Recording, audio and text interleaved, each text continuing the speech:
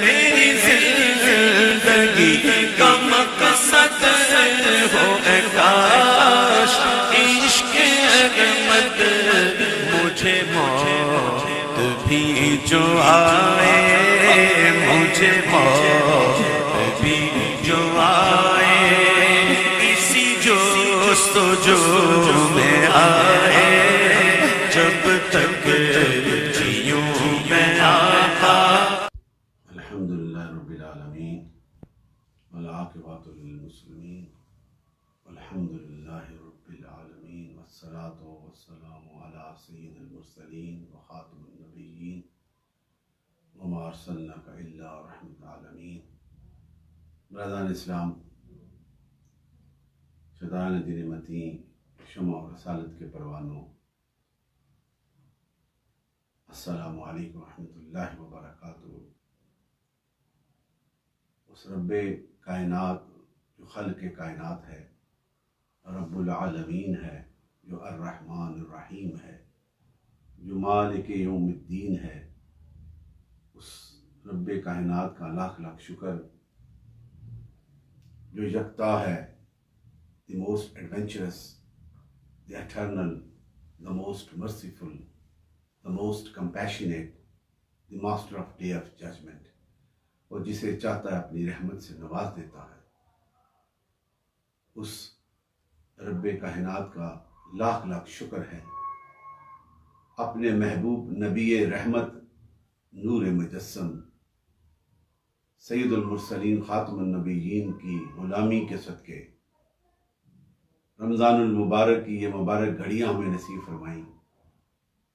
اور آج الحمدللہ 12واں روزہ افطار سے پہلے چند لمحوں کے لیے آپ کے سامنے حاضر۔ اللہ تعالیٰ یہ توفیق عطا فرمائے، اپنی رحمتوں کے صدقے، اپنی رحمانیت کے صدقے، اپنی ستاری اور غفاری کے جلووں کے صدقے ہمیں حق کی بات کہنے کی اور حق پر چلنے کی توفیق عطا فرما۔ آقا مدنی تاجدار کی اس پاکیزہ زندگی کا ایک ایک لمحہ جو انسانیت کے لیے سراپا رحمت ہے، سراپا نجات ہے،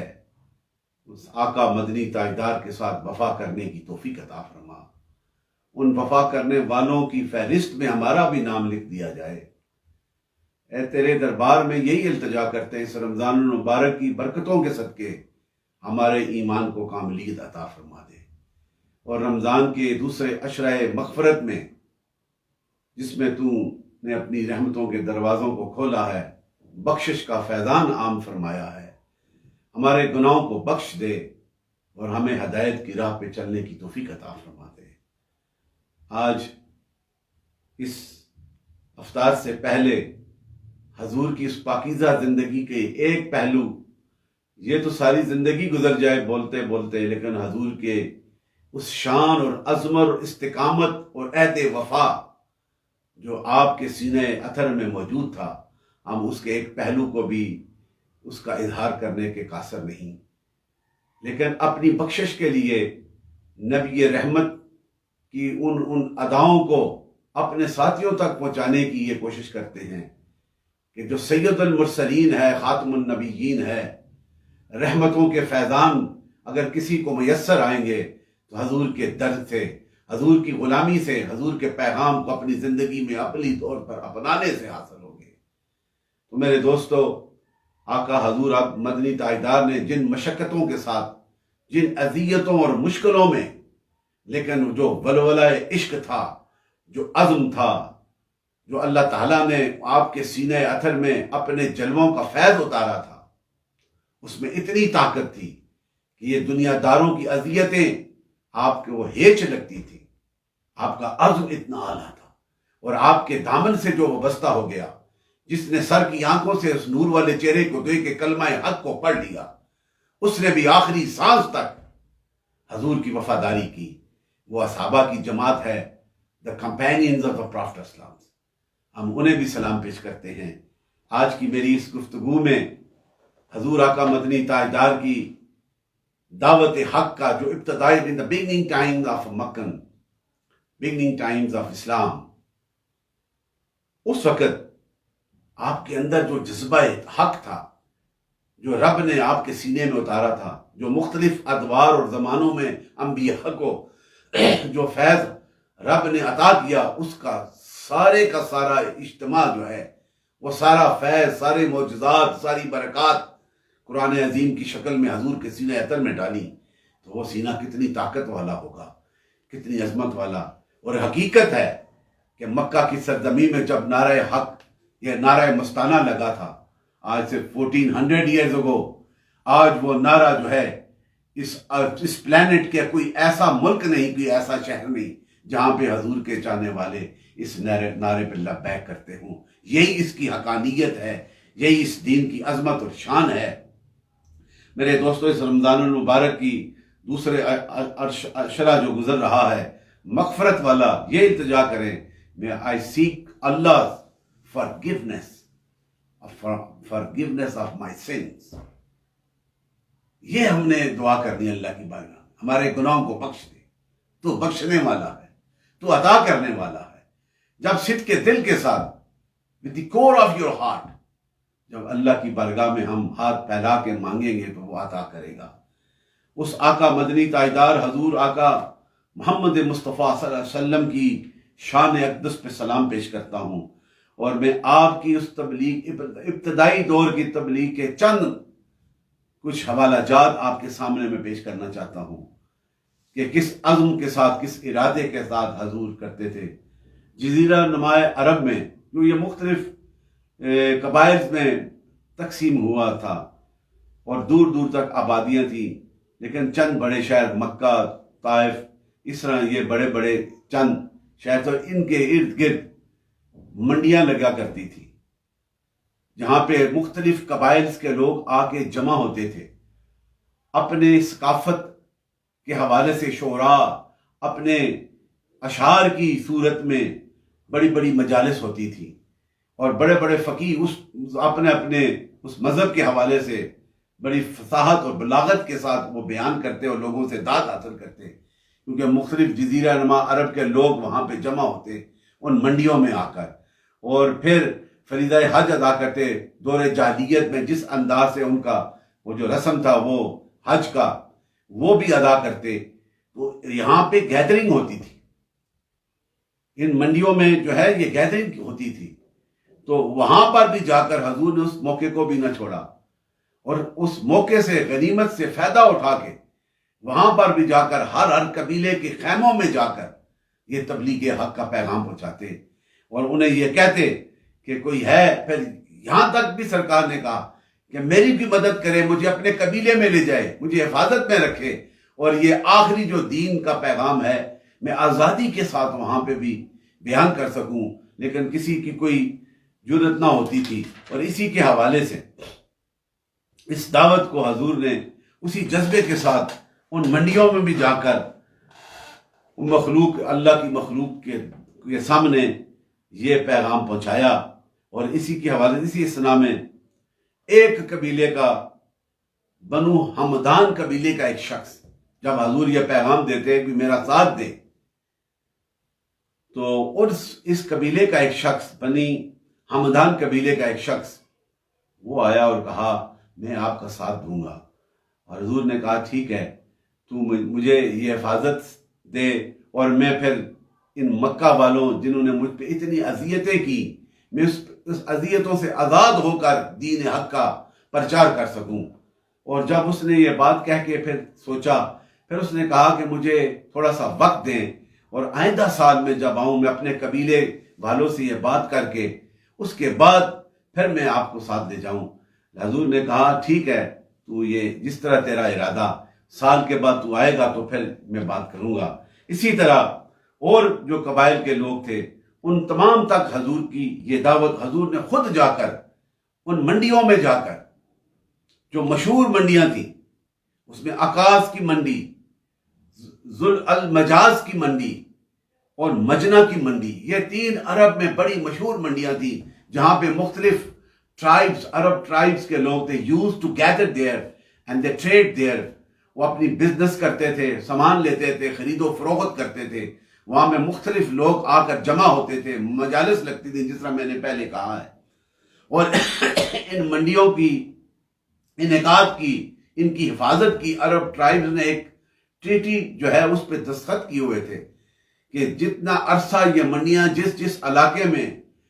ہوں گی ان کی حفاظت اور آنے جانے والوں کی حفاظت کی جائے گی، کوئی رازن بھی جو ہے انہیں لوٹ مار نہ کرے، ایون اگر کسی نے اپنے بھائی اور باپ کا بھی قتل کیا ہو ان منڈیوں میں آ کر ان کا حساب نہیں لے سکتا۔ یہ حفاظت کی انہوں نے ایک پوری ایک ٹریٹی جو تھی جس پہ سائن کیا تھا تاکہ آزادی سے تجارت ہو سکے اور لوگ اپنے ٹریڈیشن کے حوالے سے وہاں پہ اپنے تمدن کا اظہار کر سکیں۔ تو یہ جب منڈیاں لگتی اور ان کا لگنے کا پھر ان کا محل وقوع بھی یہی ہے، عکاظ کی منڈی جو ہے طائف کے قریب ہوتی تھی، اسی طرح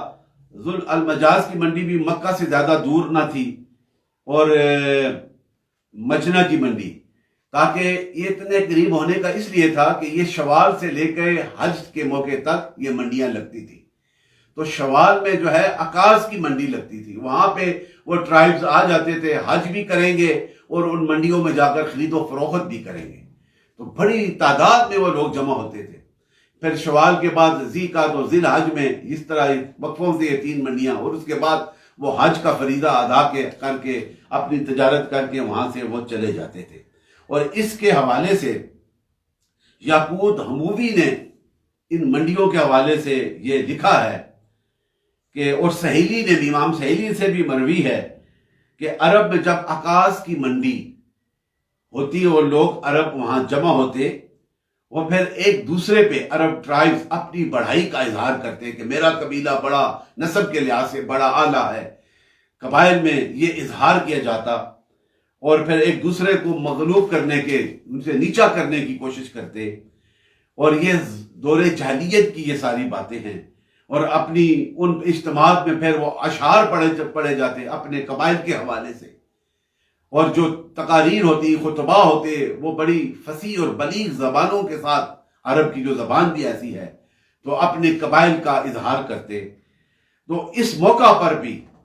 حضور آقا مدنی تاجدار جا کے انہیں دعوت حق دیتے۔ یہ شان ہے، یہ استقامت ہے حضور کی، یہ وہ مقام ہے، وہ عہد وفا ہے اپنے رب کے ساتھ، جو پیغام رب نے آپ کے سینے عطر میں ڈالا ہے۔ اس نبی رحمت کی یہ شان کہ ان منڈیوں میں جا کر بھی کھڑے ہو کر دین حق کا پیغام دیتے۔ اور اسی حوالے سے ایک ابو طارق حضور کے صحابی ہیں، انہوں نے ایک حوالہ بڑا خوبصورت ہے، یہ بتایا کہ آپ کہتے ہیں کہ اے لوگوں، ان منڈیوں میں جا کر سرکار اعلان کرتے، اے لوگوں، میں نے اللہ کے رسول کو ذی المجاز کی منڈی میں دیکھا، ابو طارق کہہ رہے ہیں، اور قبائل کے سامنے آپ پیش کرتے اپنے پیغام کو، تبلیغ کو، اور یہ فرماتے، یا ایھا الناس قولوا لا الہ الا اللہ تفلحوا۔ آپ فرماتے، اے لوگوں کہو کوئی عبادت کے لائق نہیں بجز اللہ۔ یہ slogan that was given by the Prophet صلی اللہ علیہ وسلم in front of that tribes who used to gather over there during that annual gathering for their trade۔ تو ایسا کہو گے تو دونوں جہانوں میں فلاح پاؤ گے۔ تو حضور، وہ ابو طارق کہتے ہیں کہ حضور کے پیچھے ایک آدمی کھڑا، وہ اب یہ انہوں نے منظر کے ایک کھڑا، بڑا قد والا، بڑے بڑے بال اس کے، اور جب حضور یہ دعوت دیتے تو پیچھے سے وہ مٹی اور ان کے پاؤں پہ پتھر مارتا، حتیٰ کہ آپ زخمی ہو جاتے، آپ کے چہرے مبارک پہ مٹی ڈال دیتا اور کہتا، لوگوں اس کی بات پہ نہ آنا اور اپنے معبودوں سے دور نہ ہو جانا، اس کو ہرگز نہ ماننا، توبہ نعوذ باللہ، یہ جھوٹا ہے، یہ بات کہتے، اور حضور اسی طرح پیغام دیتے رہتے۔ اور اسی حوالے سے امام بہقی نے بھی یہ لکھا ہے، ان سے پوچھا گیا کہ یہ کون شخص تھا جو یہ جھٹلاتا تھا، تو آپ کہتے ہیں کہ یہ وہ شخص ہے حضور کا چچا عبد عزا، جس کی کنیت ابو لہب ہے، یہ تھا جو حضور کو جھٹلاتا تھا اس پیغام کو، اور ہر مقام پہ، ہر موقع پہ ابو جہل اور ابو لہب، انہوں نے کوئی موقع نہ خالی چھوڑا تھا جس جگہ پہ جا کر اس پیغام کو نہ جھٹلاتے تھے۔ یہ امام بہقی نے بھی کنانا کے شخص کے ساتھ سے روایت میں یہ بھی لکھا ہے دوسرا حوالہ کہ میں نے رسول اللہ کو ذی المجاز کی منڈی میں دیکھا اور وہاں پہ لوگوں کو کہتے کہ کہو لا الہ الا اللہ، دونوں جہانوں میں وہ کامیاب ہو جائے گا جو اس وظیفے کو اپنا لے گا صدق کے دل کے ساتھ۔ اور پیچھے ایک شخص کھڑا ہوا میں نے دیکھا، یہ امام بہقی نے دوسری روایت دی ہے کہ وہ اس حضور کے اس پیغام کو لوگوں کو کہتا کہ تمہیں یہ گمراہ کر رہا ہے، اس کی باتوں پہ نہ آنا اور اپنے معبودوں کو نہ چھوڑنا۔ تو پوچھا گیا وہ کون شخص ہے؟ وہ پیچھے کہا کہ وہ ابو جہل تھا۔ وہ بھی اس منڈی میں جا کر جہاں پہ حضور تبلیغ کرتے اور پیچھے وہ اپنے معبودوں کو بچانے کے لیے وہ ساتھ ساتھ رہتے، لیکن حضور کا یہ عزم تھا، یہ ارادہ تھا، ان کی پرواہ نہ کی اور دین حق کا پیغام وہاں پر بھی قبائل عرب کو پہنچانے میں کوئی کسر اٹھا نہ رکھی۔ پھر تیسرا امام بخاری نے بھی اور طبرانی نے بھی کبیر میں یہ حوالہ لکھا ہے، اور مدرک بن منیب العامری سے یہ روایت ہے کہ مدرک نے کہا ہے کہ میں نے زمانہ جاہلیت میں رسول اللہ صلی اللہ علیہ وسلم کو دیکھا کہ حضور فرما رہے ہیں کہ لوگوں کو ان منڈیوں میں جا کر کہتے ہیں لوگوں کہو لا الہ الا اللہ، یہ اعلان کرتے اور یہ کہتے کہ اللہ کے سوا کوئی اور معبود نہیں، اور میرے اس پیغام کے ساتھ آ جاؤ، اس کا صلہ تمہیں جنت عطا کی جائے گی۔ اور کہتے ہیں کہ پھر وہ لوگ مٹی اور نوجوان آپ کے چہرہ مبارک پہ مٹی پھینکتے، آپ کو اذیتیں دیتے، گستاخیاں کرتے، پتھر پھینکتے، اور آپ کا چہرہ جو ہے گرد آلود ہو جاتا، اور دوپہر کا وقت ہوتا، پھر آپ جا کے بیٹھتے تو ایک معصوم ننھی سی بچی پانی کا ایک پیالہ لے کے آتی، حضور اس پیالے سے اپنے چہرے کو پاک کرتے، صاف کرتے، اور پھر کہتے اے میری بیٹی تو پریشان نہ ہو، یہ لوگ مجھے مغلوب نہیں کر سکیں گے، میرے ارادے سے مجھے پیچھے نہیں ہٹا سکیں گے، میرا رب مجھے کامیابی عطا فرمائے گا۔ تو پوچھا گیا یہ بچی کون ہے؟ تو کہا کہ یہ معصوم بچی حضور کی بیٹی حضرت زینب جی تھی، جو حضور کے ساتھ اس پیغام کے ساتھ حضور کے ساتھ رہتی۔ اسی طرح ایک اور حوالہ عامر بن سلمہ الحنفی، آپ کہتے ہیں کہ اور یہ آخری ایام میں مشربہ اسلام ہوئے، دائرہ اسلام میں آگے آخری، لیکن ان منڈیوں کا یہ حوالہ دیتے ہیں کہ اس وقت ایک دفعہ حج کے لیے میں گیا تو میں نے دیکھا کہ ایک قریشی ایک جوان جو ہے وہ دین حق کی دعوت دے رہا ہے، اور ہم اس کی طرف توجہ نہ کرتے بلکہ اسے اذیتیں دیتے، تکالیف دیتے اور اس کی بات کو نہ سنتے۔ اور پھر جب حج کے بعد وہ اپنے قبیلے میں آیا بنو حذیفہ میں، تو قبیلے کے ایک ساتھی حویدہ بن علی، اس نے کہا، حویدہ بن علی نے کہا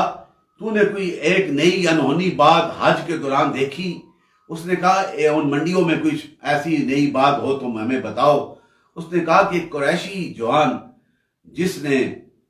دعوت حق دی ہے وہ کہتا ہے لا الہ الا اللہ کو اور میرے ساتھ ہو جاؤ تو اس کا صلہ جنت ملے گی۔ تو ہم اسے اذیتیں دیتے، تکالیف دیتے، لیکن وہ اپنے عزم اور ارادے میں کامل ہوتا۔ تو پھر حویدہ بن علی نے کہا کہ بتاؤ اس کس نسب کے ساتھ اس کا تعلق ہے؟ انہوں نے کہا کہ بنو ہاشم، اور اس کا نام کیا؟ محمد بن عبد المطلب۔ تو آپ نے کہا کہ یہ بات یاد رکھنا، ایک وقت آئے گا اس کا پیغام عرب نما جزیروں سے نکل کر کائنات میں چھا جائے گا۔ یہ میں اپنے ذوق سے کہہ رہا ہوں، جو انہوں نے لکھا ہے کہ وہ دوسرے سال پھر وہ گیا اور یہی عمل دیکھا اس نے اور آ کے سنایا۔